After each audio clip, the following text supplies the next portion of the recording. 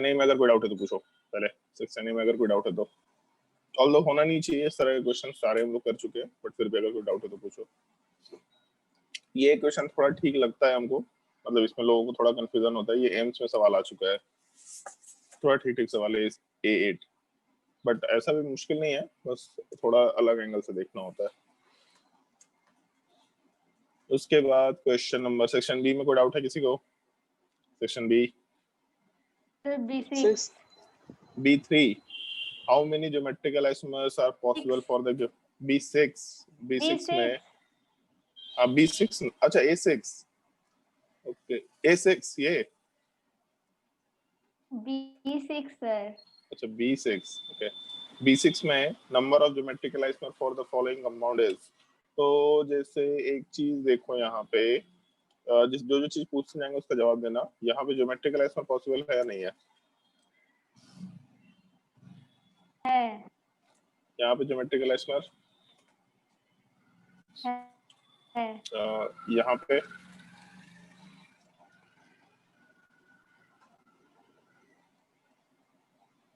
Geometrical isomer possible होगा या नहीं होगा? नहीं होना चाहिए। नहीं होना चाहिए, क्या नहीं होना चाहिए? और इस पॉइंट पे एक CH3 और H है, और नीचे वाले पार्ट पे पूरा ग्रुप और H है, क्यों नहीं होगा ज्योमेट्रिकल आइसोमर? उस रिंग के अलोंग तो ज्योमेट्रिकल आइसोमर हो सकता है ना आराम से। Yes sir. और ये डबल बॉन्ड के अलोंग ज्योमेट्रिकल आइसोमर हो सकता है। क्या हो सकता है? हो सकता है, क्योंकि रिंग का साइज अगर 8 या 8 से ज्यादा होता है तो ज्योमेट्रिकल आइसोमर पॉसिबल हो सकता है। तो 4 जगह ज्योमेट्रिकल आइसोमर पॉसिबल है। और रिंग में हम लोग वाल लोग काउंटिंग करते हैं, बट क्योंकि रिंग में एक ही डबल जगह पे ज्योमेट्रिकल आइसोमर यहाँ पे पॉसिबल है, तो उससे ट्रांसफर मतलब जैसे रिंग में हम लोग काउंटिंग तब करते हैं जब 3-4 ग्रुप दे रखा होगा, 3 ग्रुप दे रखा होगा या 4 ग्रुप दे रखा होगा, तब हम लोग काउंटिंग करते हैं।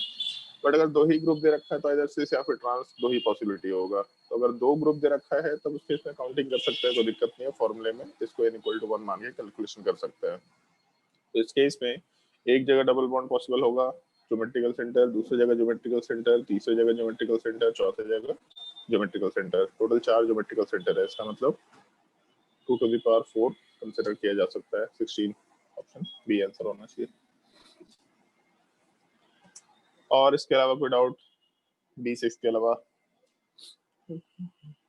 सर इसका बहुत सारा क्वेश्चन डीपीपी में भी दिया हुआ था। हाँ मतलब डीपी में तो रहेगा ही क्वेश्चन, सेम सोर्स है। पता है तो तुम लोग के बुकलेट रेजिडेंस का बुकलेट बना रखे हैं पूरा, और डीपीपी भी रेजिडेंस का ही बना रखे हैं। और कोई डाउट? सेक्शन सी में सर, सेक्शन सी में B9 B9 में select the correct option for the molecular formula C2H2Cl2. Select the correct option for the molecular formula C2H2Cl2. Sir वो तो B10 है। अच्छा sorry. The compound X and Y in the following reactions can be. सबसे पहले वाले case में PH, NH, NH2 दे रखा, और दूसरे वाले पार्ट में X के साथ रिएक्शन और Y के साथ रिएक्शन करा रहा है। तो P+Q बन रहा है हम लोगों का, और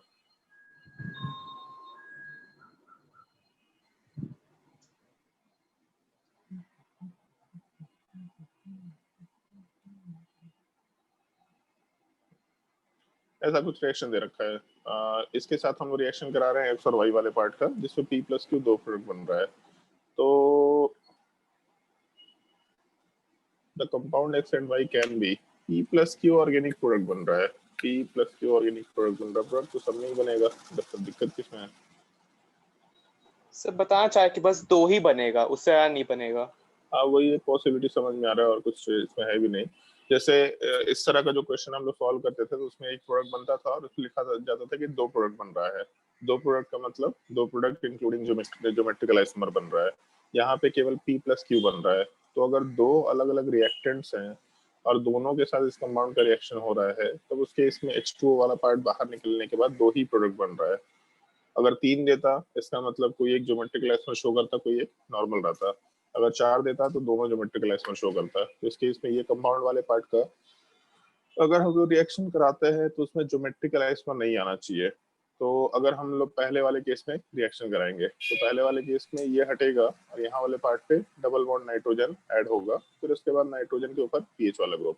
तो कार्बन डबल बॉन्ड नाइट्रोजन के एक साइड में लोन पेयर है और यहाँ पे ग्रुप है, और साथ ही साथ जैसे ऐसा लिख देते हैं यहाँ पे ऐसा कुछ स्ट्रक्चर आएगा, pH NH N double bond carbon, carbon के ऊपर एक CH3 वाला ग्रुप है और एक C2H5 वाला ग्रुप है। तो ये एटम ज्योमेट्रिकल एस में शो करेगा आराम से, तो इसका मतलब ये आंसर नहीं हो सकता, तो इसके दूसरे पार्ट को देखेंगे भी नहीं। अगर एल्डिहाइड या कीटोन सिमेट्रिकल होगा तब ज्योमेट्रिकल एस में शो नहीं करेगा। बेसिकली ये चीज है कि एल्डिहाइड या कीटोन में यहाँ का जो ग्रुप है ये सिमेट्रिकल रखना पड़ेगा, क्योंकि दूसरे साइड में तो ग्रुप अलग हो गया, दूसरे साइड में तो एक लोन पेयर एक ग्रुप है, जब दूसरे साइड में सिमेट्रिसिटी आप डाल नहीं सकते, तो कार्बन के साइड में सिमेट्रिकल स्ट्रक्चर चाहिए। दूसरे वाले केस में पीएच और CH3 है, यहाँ भी सिमेट्रिकल स्ट्रक्चर नहीं है, मतलब ये भी आंसर नहीं हो सकता। थर्ड वाले केस में CH2O एक तरफ तो एटलीस्ट सिमेट्रिकल है, दोनों हाइड्रोजन है, बट दूसरी तरफ सिमेट्रिकल नहीं है, दूसरी तरफ एसिटल्डिहाइड दे रखा, तो ये वाला पार्ट सिमेट्रिकल नहीं है। और लास्ट ऑप्शन में फॉर्मल्डिहाइड भी सिमेट्रिकल होता है, फॉर्मल्डिहाइड बोलो या मिथेनॉल बोलो एग्जैक्टली सेम चीज है। और दूसरे वाले केस में हम लोग का एसीटोन स्ट्रक्चर दे रखा है, एसीटोन में भी डबल बॉन्ड ऑक्सीजन हटाएंगे तो सिमेट्रिकल स्ट्रक्चर, मतलब ऑप्शन डी आंसर कंसिडर किया जा सकता है। सर इसके ए अलावा का दूसरा और बी का पहला बहुत एसिडिक होगा ना? फिर से बोलो एक बार, ए का ए में जो दूसरा वाला कंपाउंड है और बी में जो पहला वाला है काफी एसिडिक होगा ना? ए में जो दूसरा वाला कंपाउंड है और बी में जो पहला वाला कंपाउंड है बहुत एसिडिक होगा। नहीं, ऐसा क्यों होगा? क्योंकि दोनों में pH एक है। दोनों में पीएच एक है, तो पीएच से क्या फर्क पड़ रहा है? पीएच का मतलब क्या होता है? Power of hydrogen. अब तो तुमको पक्का उठा के पटकेंगे हम। पावर ऑफ हाइड्रोजन में स्मॉल पी और कैपिटल एच होता है कि कैपिटल पे स्मॉल एच होता है? दशहरा के शॉपिंग नहीं करवा रहे क्या घर वाले तुमको, जिसकी वजह से तुम्हारा दिमाग खराब हो गया है? नहीं, ऑनलाइन ढूंढ रहे हैं। अच्छा, इसलिए दुखी है तुम, क्योंकि दशहरा के बाद ही आ पाएगा अब तो। कोई बात नहीं, दुखी मत हो, ऐसा टेंशन मत हो। और कोई डाउट B9 के अलावा? बस गंदा जोक मिला तो मार दिया क्लास में। तुमको हम तो पटकेंगे, बाकी लोग भी पटकेगा, ठीक है। सर बस प्रॉब्लम ये कि जब पटकने का समय आएगा तब तक हम लोग भूल जाएंगे। नहीं नहीं, याद रखा है, हम याद करा देंगे, हम वन नोट में नोट कर लेंगे इसको। और कोई डाउट है सेक्शन बी में? किसी का तो पूछो। सेक्शन बी वाले पार्ट के बाद सेक्शन सी में कोई डाउट? सेक्शन सी में डाउट बोला था शायद से कोई। 9 C9 में क्या, कौन सा डाउट बोल रहा है? एक तो 9 बोल रहा है। चलो पहले 9 डिस्कस कर लेते, 9 ऑप्शन डिस्कस कर लेते हैं। 9 ऑप्शन वाले पार्ट में पूछा है वाटर सॉल्युबिलिटी, तो यहाँ वाले पार्ट में डाइपोल मोमेंट ज्यादा दिख रहा है हमको, यहाँ वाले पार्ट में डाइपोल मोमेंट कम दिख रहा है। सॉल्युबिलिटी वाला पार्ट पहले वाले केस में ज्यादा होगा, ऑप्शन डी ठीक है। तब CH3 वाला पार्ट कार्बन के रिस्पेक्ट में आराम से कार्बन की तरफ डाइपोल मोमेंट रखेगा और COH की तरफ डबल बॉन्ड वाला पार्ट चला जाएगा। सर लेकिन दोनों तरफ तो sp2 कार्बन ही है, COH और दोनों तरफ तो दोनों तरफ sp2 कार्बन ही है। दोनों तरफ sp2 कार्बन तो है, बट उसके अलावा ऑक्सीजन भी तो है, और इसके अलावा क्या चाहिए? ऑक्सीजन भी तो बहुत इलेक्ट्रोनेगेटिव एटम हो जाता है, ऐसा सोचो। सर लेकिन कार्बन तो सेम हुआ ना। हाँ ठीक है, ऐसा सोचो जैसे यहाँ पे कार्बन के साथ ऑक्सीजन है, तो ये ऑक्सीजन वाला पार्ट कार्बन को खींचेगा। Yes sir. और रेजिडेंस है, चलो मान लेते रेजिडेंस नहीं भी है, तो ये इसको अपने तरफ खींचेगा, इसको भी खींचेगा, मतलब ये थोड़ा एक डायरेक्शन में खिंचाएगा। और अगर ये कार्बन खींचेगा तो उसके पीछे वाले को भी तो खिंचाना पड़ेगा ना।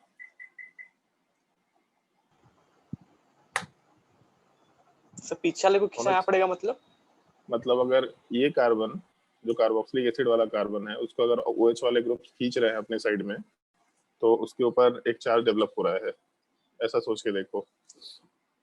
ये वैसे इंडक्टिव इफेक्ट है, जस्ट आगे हम लोग डिस्कस करेंगे। ये चीज सोच के देखो कि ए के साथ A एटम है और यहाँ वाले पार्ट में C एटम है, ठीक है, और C सबसे ज्यादा इलेक्ट्रोनेगेटिव है, ऐसा मान के चल रहा है।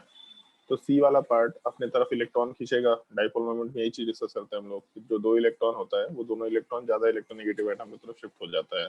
तो इस केस में अगर सी वाला एटम खींचेगा, मतलब इलेक्ट्रॉन को खींचेगा, तो सी वाले पार्ट के ऊपर डेल्टा माइनस जाएगा, तो ए वाले पार्ट के ऊपर डेल्टा प्लस जाएगा। ये तो होना चाहिए अगर ये इलेक्ट्रॉन्स को सी अपने तरफ खींचा। एक चीज बताओ अरविंद, अगर किसी एटम के ऊपर पॉजिटिव चार्ज होता है तो उसका साइज क्या होता है, बढ़ता है कि घटता है? घटता है। घटता है। और अगर हम लोग चार्ज बढ़ाते हैं, मतलब ऐसा क्यों लिख दिया, क्यों बढ़ाते हैं, प्लस क्यों लेके चल रहे हैं, रेडियस घटा, रेडियस घटने से इलेक्ट्रोनेगेटिविटी का क्या रिलेशन है? बढ़ता है। बढ़ता है। तो यहाँ पे ए एटम के ऊपर डेल्टा पॉजिटिव चार्ज है, यहाँ कोई चार्ज है क्या? नहीं। तो इन दोनों में ज्यादा इलेक्ट्रोनेगेटिव कौन सा होगा, बीच वाला एटम या साइड वाला एटम? बीच वाला। तो बीच वाला भी इलेक्ट्रॉन खींचेगा, यस सर। तो यहाँ भी डाइपोल आएगा। Yes sir. तो समझ में आया थोड़ा बहुत? Yes sir. C9 के अलावा और कोई डाउट?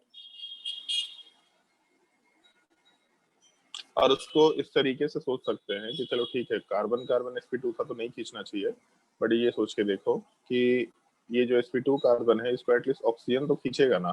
तो एक ऑक्सीजन अपने तरफ इलेक्ट्रॉन खींचा, दूसरा भी ऑक्सीजन अपनी तरफ इलेक्ट्रॉन खींचा, मतलब एक डाइपोल मोमेंट इधर साइड आएगा। ऑल्दो आगे वाले कार्बन को खींच भी रहा है, बट चलो मान लेते हैं अभी के लिए, हमको नहीं मालूम था इस तरह का चीज, तो भी मान लेते हैं कि कार्बन कार्बन एक दूसरे को नहीं खींच रहा। लेकिन उसके आगे के केस में एक डाइपोल तो है, और हम लोग जब भी कभी एक मॉलिक्यूल के नेट डाइपोल मोमेंट की बात करते हैं तो सारे डाइपोल्स को एड अप करते हैं। तो एक डाइपोल यहाँ एड अप हुआ, एक डाइपोल यहाँ एड अप हुआ, मतलब नेट डाइपोल तो ज्यादा रहेगा ही रहेगा। और कोई डाउट सर इसके अलावा? क्वेश्चन 10 अभी बनाने लायक है? क्वेश्चन 10 अभी बनाने लायक है? हाँ एकदम बनाने लायक है। नहीं सर कॉन्स्टिट्यूशनल आइसोमर क्या होता है? अरे इसकी वजह से नहीं बनाने लायक है जी, ऐसा करेगा।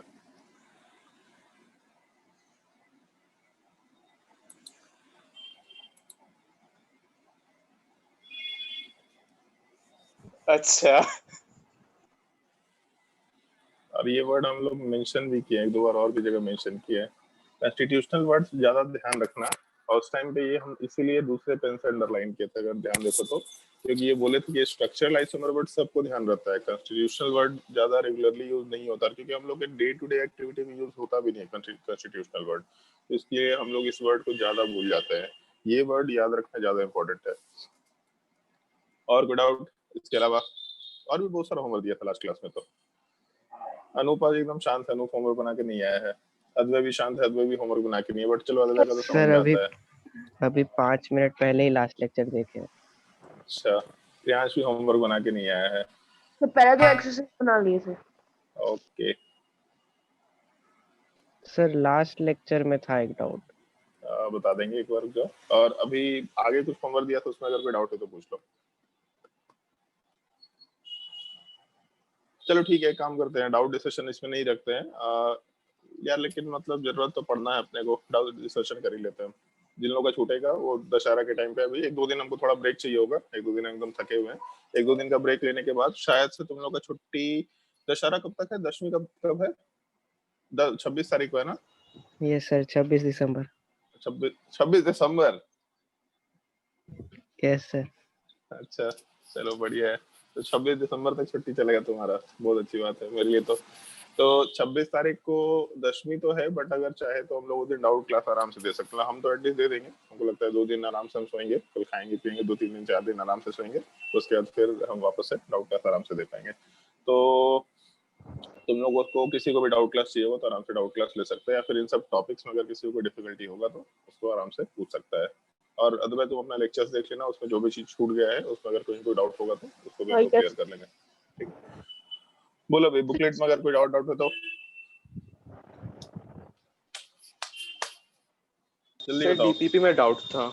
डीपीपी में डाउट था, 1 मिनट डीपीपी निकालते हैं। बुकलेट में कोई डाउट नहीं है, बुकलेट में बहुत सारा सब्जेक्टिव वगैरह में होमवर्क दिया है। यस सर, लेकिन सब मतलब शायद डीपीपी में बना रखे थे, इसलिए नहीं दिक्कत हुआ। चलो ठीक है, तो डीपीपी हम निकालते हैं। 1 minute sir DPP 14। 1 minute 1 minute 1 minute, DPP 14।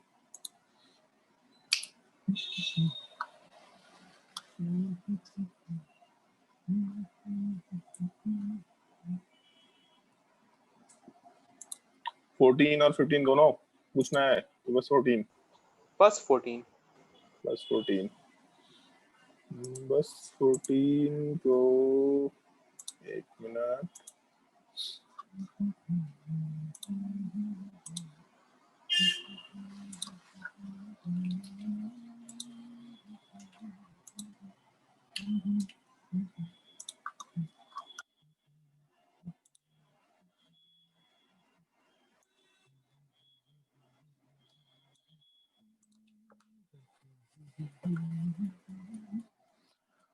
बोलो DPA 14 question 10। Question number 10 question number 10 में हाँ बोलो पार्ट ए। इसका पार्ट ए इसके पार्ट ए वाले पार्ट में पहले ये बताओ कंपाउंड ऑप्टिकली एक्टिव है कि इनएक्टिव है एक्टिव है। ऑप्टिकली एक्टिव है कैसे मालूम पड़ा कुछ पीओएस सीओएस नहीं दिख रहा है। कुछ पीओएस सीओएस नहीं दिख रहा पक्का नहीं सर है। क्या है पीओएस सीओएस है। पीओएस सीओएस है पक्का सर ऊपर वाले ग्रुप का मिरर इमेज है नीचे वाला ग्रुप। ऊपर वाले ग्रुप का मिरर इमेज भी तो देख लिया कैसे देख लिया मिरर इमेज तो हमको नहीं समझ में आ रहा सर क्योंकि 2 स्विच हुआ है नीचे वाले ग्रुप हाँ में। दो स्विच करके बोल सकते हैं एक स्विच करेंगे तो यहाँ एच जाएगा यहाँ ओ जाएगा फिर दूसरा स्विच करेंगे तो नीचे सी हो जाएगा और यहाँ पे ओ जाएगा तो कंपाउंड ऑप्टिकली इनएक्टिव है इस तरह का सवाल ही एडवांस से पूछा जाता है नॉर्मली अगर पूछा जाएगा तो लोगों को दिखेगा नहीं पीएस सीएस लेकिन यार बाकी लोग भी ध्यान रखने इस तरह के सवाल बहुत नॉर्मल से सवाल हैं जो पूछने चाहिए तो कंपाउंड ऑप्टिकली इनएक्टिव है तो ये ऑप्शन तो वैसे ही खत्म हो गया और दूसरे ऑप्शन की बात करते हैं दूसरे ऑप्शन में जैसे हमको क्या दिखाई दिया कंपाउंड में कंपाउंड ऑप्टिकली एक्टिव था कि इनएक्टिव था एक स्विच करो यहाँ पे केवल एक स्विच तो यहाँ CO जाएगा और यहाँ H जाएगा तो कंपाउंड में सेंटर ऑफ सिमेट्री दिख रहा है मतलब अगर एक स्विच करते हैं तो यहाँ कंपाउंड वाले पार्ट में सेंटर ऑफ सिमेट्री वाला पार्ट दिख रहा है जबकि ये तुम लोगों को बोला है क्लास में कि फिशर प्रोजेक्शन में सेंटर ऑफ सिमेट्री नहीं होता है अगर सेंटर ऑफ सिमेट्री दिख रहा है मतलब कंपाउंड ऑप्टिकली एक्टिव नेचर का है तो एक स्विच करने से अगर कंपाउंड ऑप्टिकली एक्टिव दिख रहा है मतलब करंट कंपाउंड क्या है तो ऑप्टिकली इनएक्टिव नेचर का है ऐसा जजमेंट लेकर के चल सकते हैं हम लोग ठीक है दूसरे वाले केस को अगर कंसिडर करें तो दूसरे वाले केस में भी एक स्विच करो केवल एक स्विच यहाँ H यहाँ पे COH एक स्विच कर नहीं सकते हम लोग ठीक है बट जजमेंट के लिए केवल बात कर रहे हैं एक स्विच कर नहीं सकते बट एक स्विच करने से हम लोगों का कंपाउंड में सेंटर ऑफ सिमेट्री दिख रहा है मतलब ऑप्टिकली एक्टिव तो अगर एक स्विच करने से कंपाउंड ऑप्टिकली एक्टिव दिखाई दे रहा है इसका मतलब जैसे ही हम लोग दूसरा स्विच करेंगे तो उस केस में कंपाउंड ऑप्टिकली इनएक्टिव वापस से बन जाएगा क्योंकि सिमेट्रिकल कंपाउंड है तो दूसरा कंपाउंड वाला पार्ट भी ऑप्टिकली इनएक्टिव नेचर का है अब दोनों कंपाउंड अगर ऑप्टिकली इनएक्टिव नेचर के हैं तो उस केस में दोनों कंपाउंड सेम ही रहेगा कभी भी डैश थीटा पर निकल के नहीं आने वाला है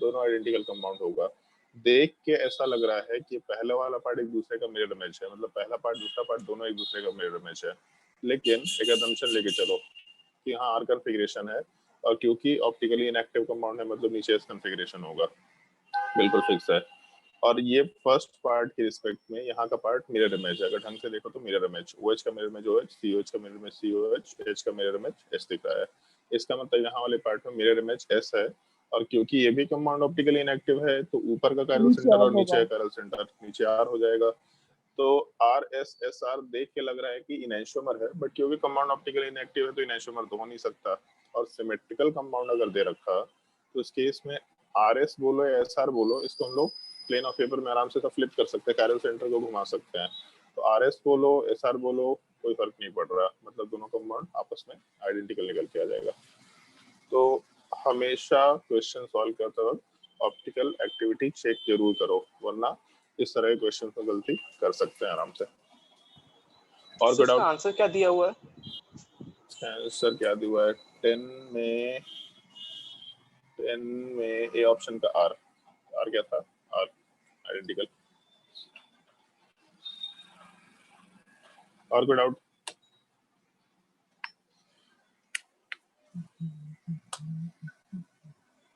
बता जल्दी और कोई डाउट सर इसमें काउंटिंग ऑफ स्टीरियो आइसोमर्स का भी क्वेश्चन था, वो भी छोड़ देना। अभी छोड़ दो। आज हम लोग लास्ट क्लास में इनैंशोमर बता चुके थे ना, इनैंशोमर का 2-3 पॉइंट बताना है और काउंटिंग ऑफ स्टीरियो और काउंटिंग ऑफ स्टीरियो आइसोमर मतलब 2 लेक्चर का टॉपिक है एक्चुअल में, आज हम शुरू कर देंगे तो फिर दिक्कत हो जाएगा। चलो ठीक है, काउंटिंग ऑफ स्टीरियो आइसोमर बता देंगे क्योंकि बुकलेट में दे रखा है, डीपीपी में दे रखा है, तो आगे क्वेश्चन सॉल्व कर पाएंगे।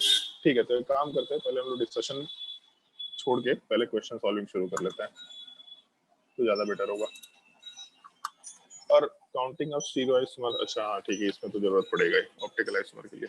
ठीक है, हम लोग आज इनैंशोमर डायस्टीरियोमर वाला पार्ट तो लास्ट क्लास में डिस्कस किए थे, उससे रिलेटेड 1-2 पॉइंट्स है जो अपने को डिस्कशन में यूज करना होता है, और हम लोग केवल रिलेशन वाला पार्ट डिस्कस किए थे। ठीक है, हम लेक्चर नंबर 7 में ही इनैंशोमर और डायस्टीरियोमर वाले पार्ट में ही हम लोग उस चीज को आगे कंटिन्यू कर लेते हैं, और इससे कुछ स्पेसिफिक पॉइंट्स का ध्यान रखना, मतलब कुछ इंपॉर्टेंट पॉइंट्स है जिसको हम लोग को यूज करना होता है इनैंशोमर और डायस्टीरियोमर वाले पार्ट के लिए। ठीक है, तो उसमें ऐसा some properties of some important points,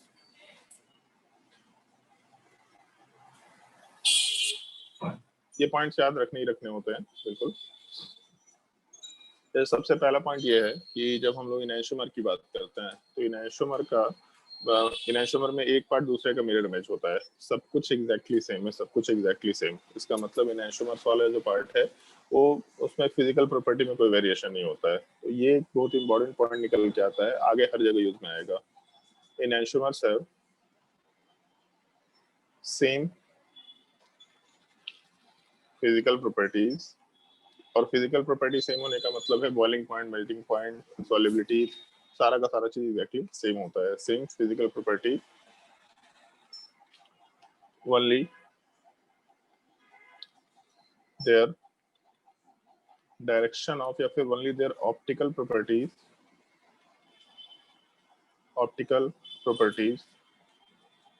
are different.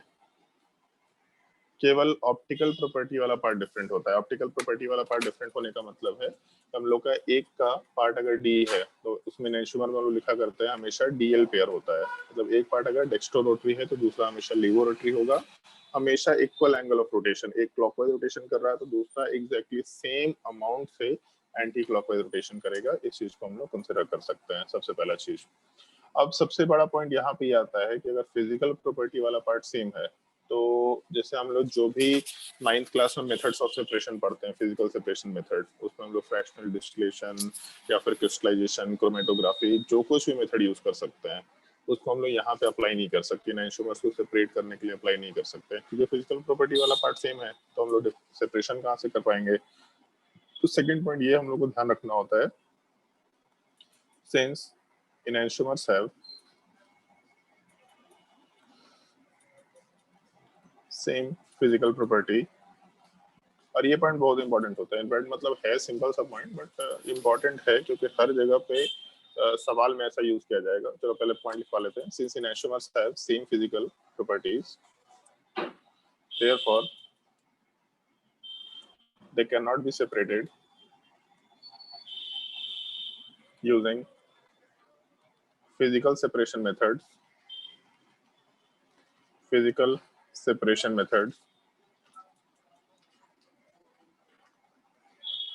such as fractional distillation,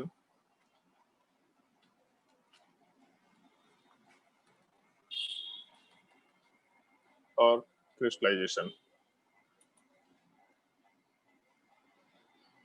और बाकी मेथड भी क्रोमेटोग्राफी वगैरह सब भी हम लोग यूज नहीं कर सकते। फ्रैक्शनल डिस्टिलेशन और क्रिस्टलाइजेशन, हम लोग फ्रैक्शनल डिस्टिलेशन या क्रिस्टलाइजेशन से कभी भी इनैंशोमर्स को सेपरेट नहीं कर सकते। तो सबसे बड़ा पॉइंट तो यही आता है कि जब इनसे हम लोग मतलब इनैंशोमर्स को सेपरेट नहीं कर सकते फ्रैक्शनल डिस्टिलेशन इसमें क्रिस्टलाइजेशन से, तो फिर सेपरेशन हुआ कैसे, इसका पता कैसे चला कि इनैंशोमर्स एग्जिस्ट करता है, पहला चीज। दूसरा पॉइंट इसलिए इम्पोर्टेंट है कि सवाल ऐसा पूछेगा इन जनरल कि एक रिएक्शन हुआ, रिएक्शन होने के बाद जो 2 प्रोडक्ट्स बने वो दोनों प्रोडक्ट को फ्रैक्शनल डिस्टिलेशन या क्रिस्टलाइजेशन से सेपरेट करना मुश्किल है, तो क्या प्रोडक्ट बना होगा, ये स्टीरियो आइसोमरिज्म का सवाल है। तो कैसे हम लोग डिसाइड कर पाएंगे कि फ्रैक्शनल डिस्टिलेशन और क्रिस्टलाइजेशन से सेपरेट करना मुश्किल है, मतलब एक चीज फिक्स हो गया कि इनैंशोमर्स होगा और उस एनैंसोमर्स वाले पार्ट का हम लोग को स्ट्रक्चर ड्रॉ करना पड़ेगा। तो ये सर स्टेटमेंट को हम लोग क्रिस्टलाइजेशन केमिकल मेथड होता है। क्रिस्टलाइजेशन केमिकल मेथड होता है क्या होता है क्रिस्टलाइजेशन? सर हम लोग 10th क्लास में पढ़े थे कि बेकिंग सोडा को वॉशिंग सोडा में कन्वर्ट करने के लिए हम लोग एक क्रिस्टलाइजेशन प्रोसेस बीच में यूज करते हैं, तो उससे तो केमिकल प्रॉपर्टीज चेंज हो रहा है। क्रिस्टलाइजेशन प्रोसेस मेल्टिंग पॉइंट के डिफरेंस की वजह से आता है। हम लोग सब्सटेंस को क्रिस्टलाइज कर रहे हैं, मतलब सॉलिडिफाई कर रहे हैं, तो वहाँ पे मेल्टिंग पॉइंट वाला पार्ट आता है। मेल्टिंग पॉइंट फिजिकल प्रॉपर्टी है, केमिकल प्रॉपर्टी है? सर लेकिन अगर किसी प्रोसेस के वजह से किसी कंपाउंड या मॉलिक्यूल में उसका केमिकल प्रॉपर्टीज का चेंज आ रहा है, तो फिर उसको हम लोग केमिकल कंपाउंड या मॉलिक्यूल की प्रॉपर्टी में चेंज नहीं आ रहा है, वो ओवरऑल मिक्सचर का प्रॉपर्टी चेंज हो जा रहा है।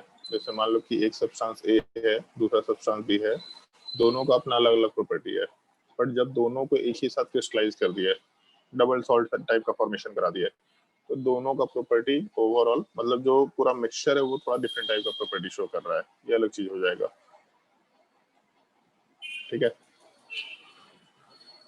मतलब हाइब्रिड टाइप का चीज हो रहा है, उसमें ऐसा नहीं कि प्रॉपर्टी चेंज हो रहा है, उसमें दोनों का प्रॉपर्टी दिख रहा है। कभी भी कंपाउंड के इनहेरेंट प्रॉपर्टी चेंज नहीं होने वाला, जब तक कि कंपाउंड ना चेंज हो जाए तब तक प्रॉपर्टी नहीं चेंज होने वाला। अगर कंपाउंड आपस में रिएक्शन कर गया तो बात अलग है, कंपाउंड आपस में रिएक्शन करके कोई थर्ड कंपाउंड बना दिया तो बात अलग है, बट अदरवाइज अगर एक कंपाउंड दूसरे कंपाउंड के साथ बस क्रिस्टलाइज हो गया तो दोनों के दोनों कंपाउंड्स प्रॉपर्टी अपना ही शो करेंगे, बट एक ही टाइम पे दोनों का प्रॉपर्टी मिलेगा। अब मान लो कि हम लोग को सॉलिडिफिकेशन हुआ, तो ए और बी वाले पार्ट का मिक्सचर है, ए वाला पार्ट बी वाला पार्ट कहीं भी ऐसा मिक्सचर के जैसा एग्जिस्ट कर रहा है, तो किस टाइम पे हम लोग को ए मिल रहा है, किस टाइम पे बी मिल रहा है, कुछ फिक्स थोड़े ना है। तो जैसे ए मिला तो अब बी भी मिला, तो दोनों का प्रॉपर्टी दिख रहा है हम लोगों को, तो वो एक अलग टाइप की चीज है। हम लोग मिक्सचर ऑफ प्रॉपर्टी की बात कर रहे हैं, वहाँ पे हम लोग कोई नए प्रॉपर्टी की बात नहीं करता है। जैसे 10th क्लास में जो चीज पढ़ा था, एग्जैक्टली कहाँ पे पढ़ा था ऐसा चीज? सर था चैप्टर कार्बन एंड नहीं कौन सा चैप्टर था याद नहीं है, जिसमें बहुत सारा था, plaster of Paris, caustic acid basis and salts. हाँ एसिड बेसिस एंड सॉल्ट में सबसे लास्ट का टॉपिक दे रखा था जहाँ पे सोडियम के कंपाउंड, बट वहाँ पे हम तो ऐसा कोई स्टेटमेंट नहीं some important chemical compounds.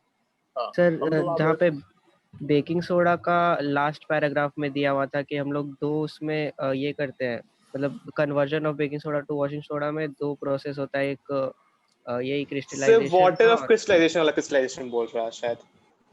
Yes sir. Water of crystallization तो अलग चीज हो जाता है। वाटर ऑफ क्रिस्टलाइजेशन तो जैसे उसमें ऐसा था CaSO4 डॉट हाफ H2O और CaSO4 डॉट, तो वाटर ऑफ क्रिस्टलाइजेशन में वाटर के मॉलिक्यूल ज्यादा या कम होने की वजह से अलग अलग प्रॉपर्टी शो कर रहा है सब्सटेंस की। क्रिस्टलाइजेशन हम लोग जो बोलते हैं फ्रैक्शनल डिस्टिलेशन या क्रिस्टलाइजेशन प्रोसेस, इसमें हम लोग सॉलिडिफिकेशन करते हैं और सॉलिडिफिकेशन से सेपरेशन होता है सब्सटेंस का, वो एक अलग टाइप। जैसे जिसका मेल्टिंग पॉइंट पहले है वो मेल्ट करके हट जाएगा, बाकी वहीं पे रह जाएगा, बाकी सॉल्यूशन में रह जाएगा। तो जो मेल्ट करके हट गया वो अलग हो गया, बट ये वाटर ऑफ क्रिस्टलाइजेशन को अगर एसोसिएट कर रहा है तो ये वाटर ऑफ क्रिस्टलाइजेशन अलग है। जैसे ये क्रिस्टल बनता है जिसमें कुछ वाटर के मॉलिक्यूल्स ट्रैप हो जाते हैं, या फिर मॉलिक्यूल पहले से बना हुआ है तो भी उसमें एटमॉस्फेयर से वाटर के मॉलिक्यूल आकर के ट्रैप हो जाते हैं, उस चीज को हम लोग वाटर ऑफ क्रिस्टलाइजेशन बोलते हैं।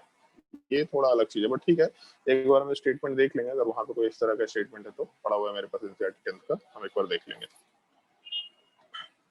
तो एक तो ये पार्ट ध्यान रखना है अपने को कि एनैंसोमर्स वाले पार्ट में फिजिकल प्रॉपर्टी और वाला पार्ट एकदम सेम होता है, केमिकल प्रॉपर्टी भी ऑलमोस्ट सेम होता है। केमिकल प्रॉपर्टी में हम लोग नॉर्मली केमिकल प्रॉपर्टी का मतलब ये बोलते हैं कि एक कंपाउंड दूसरे